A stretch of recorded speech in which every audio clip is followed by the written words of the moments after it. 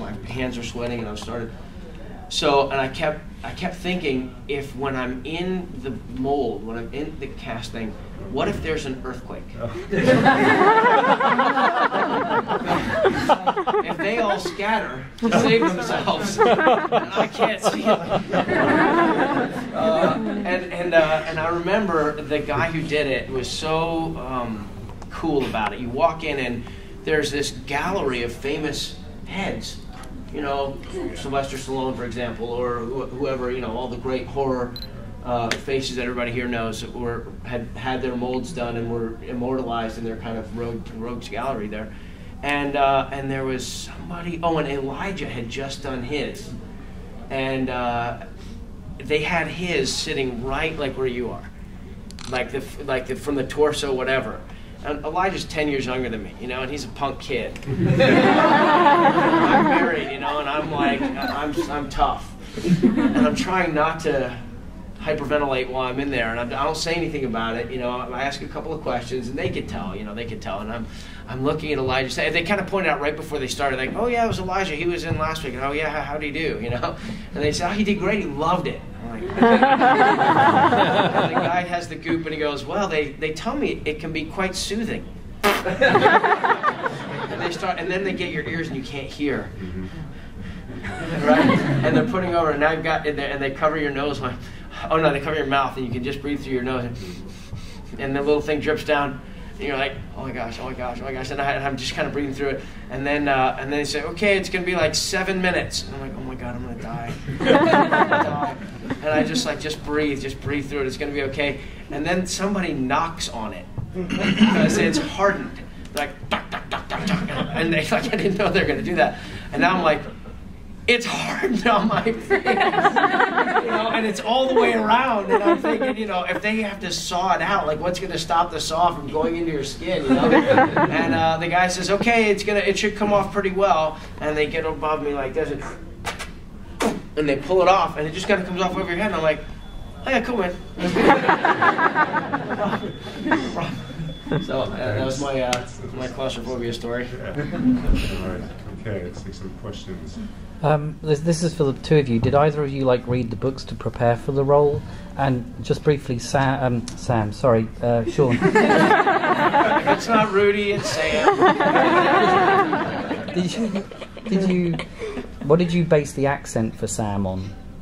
Good question. You want to answer the books? Sorry, I kind of. No. Okay. I didn't, but I actually neither did Elijah. I started to read it, but we had done, because the guys are always working, but we're always doing basically, we did all 3 films at the same time, so we're always doing the action sequences. We're training 12, you know, before we go to set, we're rehearsing the fights that we're doing before we go into set, so we're only getting like 4 or 5 hours sleep.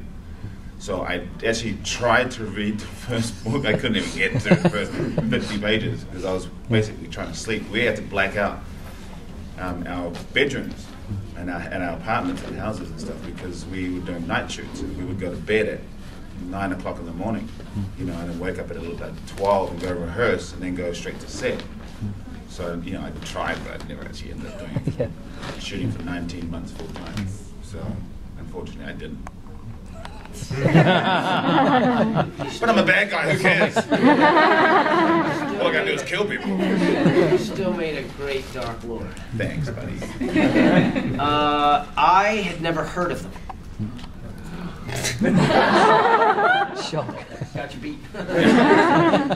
My agent said, honey, you gotta have a flawless British accent by Wednesday. Peter Jackson's doing the Lord of the Rings trilogy for New Line. And I went, I know Peter Jackson. I know trilogy is big. I was like, the what? The Lord of the Rings trilogy, the sequels to The Hobbit. I was like, The Hobbit? I know The Hobbit. She goes, okay, good. So I turn my car around, like while I'm driving, just redirect my life over to the Barnes & Noble, and I go in, and I said, I'm looking for The Hobbit and the Lord of the Rings. And the guy looks at me, he's like, okay, well, it's right over here. And we get to the thing, and it's shelves and shelves of books to choose from. And my first thought was, what else am I missing? I had a degree in history and English from UCLA, and and then I realized I didn't know The Hobbit. I thought it was the Phantom Tollbooth. So I'm trying to decide which of the versions I'm going to get, and I'm looking at the books, and I saw John House pictures, and I kind of thought they looked comic booky, and I wasn't sure I liked that. You know, there's a picture of Samwise like with his sword out and this red dragon, and I was like, I don't like that. So then I saw Alan Lee's illustrations, which looked like history. They looked like illustrations of something that could really have happened. And I said, okay, I want those 3. So went home, sped read 180 pages. So didn't enjoy it. But got the basic plot, got who Sam was. He's a gardener. That was like all I needed to know. In literature, the gardener is a really important idea. What's his name in Candide, in Voltaire's Candide, it's all about cultivating your own garden at the end. You know, that's the secret to having happiness in this life. So I'm like the gardener, I'm totally right for that. So, and I get the script through, and I'm looking at it, and it's a scene where, one of the scenes is where Shelob is hurt, I was going to say Elijah. Shelob was hurt Elijah, and Sam is cradling Frodo and saying, you know, don't go where I can't follow, that whole scene. So I felt like I had enough. And so I did the audition. I knew it was good. You can just feel it sometimes. And then I came home, and the book was sitting right there on the thing in my bedroom, the bureau or whatever. And I picked it up, and I started to read, and I got a paragraph, and I'm like, okay, wait, I need to focus on this. And I read the same paragraph probably 15 times, and I couldn't get past that paragraph because all I could think was, what if I don't get this part? If I don't get this part and I fall in love with what this book is really about, I'll kill myself. So it just stayed there. And it stayed there, and I didn't find out forever. I mean, it just took forever for them they were making decisions and so on and so forth, and then they came. Peter and Fran came to LA, and I did another audition, then it was even more time. And then when they called and said I got the part, I dropped to my knees, I was crying, I was so happy. And then I was at my office, and then I went back to my house, and I went into the bedroom, and I opened it up, and I sat down, and I kept reading.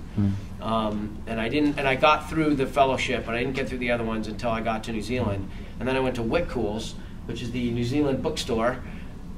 Dimmicks and Whitcoulls are the Barnes and Noble and Borders of New Zealand, and Dimmicks is probably the cooler one, right? Dimmicks is the one where that's where I went. I went to Dimmicks, right there in Wellington, and that's the harbor I just made, and it's off to the left. You don't take directions from the harbor side. It's not off, is it? So anyhow, I went in there and bought everything they had. Bought the big Bible version of it, and bought the audio books, and bought everything, and tried to power through as much of it as I could. And then, like Sala said, you were so busy you couldn't. But I think I ultimately read them 3 times when I was there. The best was in Queenstown. We would go down to Queenstown at the southern part of the South Island for 6 weeks or something. Twice we did that, I think. And we were at this apartment, and Sam wasn't working that much in that particular time. He'd work a little bit each day, so like I had to go through the feet and the ears and the hair and everything else, but mostly I was just sitting around. So the topography in Queenstown is second to none in the world. I mean, I've seen Scottish Highlands images that look like maybe they're similar, but fjord lands, and it's just incredible.